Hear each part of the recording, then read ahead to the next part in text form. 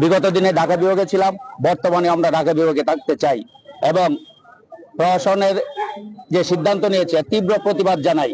আমরা জীবন থাকতে আমরা ময়মনসিংহ বিভাগে যাব না, আমরা সাধারণ জানান দিয়েছি যে আমরা ঢাকা বিভাগে থাকতে চাই।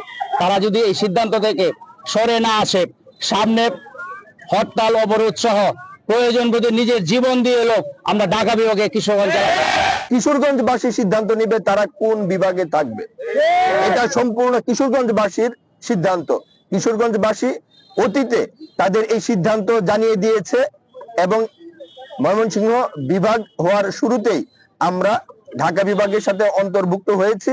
আমরা এখনো ঢাকা বিভাগের সঙ্গেই থাকতে চাই। আমরা দেখতে পাচ্ছি আমাদের পার্শ্ববর্তী জেলা গাজীপুর পর্যন্ত অনেক ইন্ডাস্ট্রিয়াল এরিয়া এসেছে, পরবর্তী ধাপ আমাদের কিশোরগঞ্জে আছে। আজকে যদি আমাদেরকে ময়মনসিংহের সাথে অন্তর্ভুক্ত করা হয় তাহলে অর্থনৈতিক ভাবে আমরা অনেক ক্ষতিগ্রস্ত হব।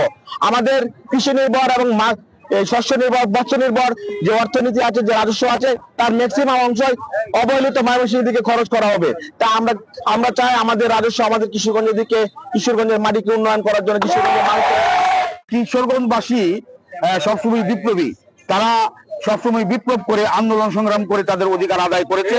আমরা আশা করি যদি আমাদের দাবিকে তারা পাশ কাটিয়ে পুনর্জননের ষড়যন্ত্রমূলক কাজ করে তাহলে কিশোরগঞ্জবাসীকে সাথে নিয়ে কিশোরগঞ্জ অচল করে দিয়ে আবার আমরা প্রমাণ করব যে আমরা বিপ্লবের জাতি, আমরা বিদ্রোহের জাতি এবং আমরা আমাদের এই যে ন্যায্য অধিকার, এই ন্যায্য অধিকার আদায় করে ইনশাল্লাহ করে ফিরে যাব।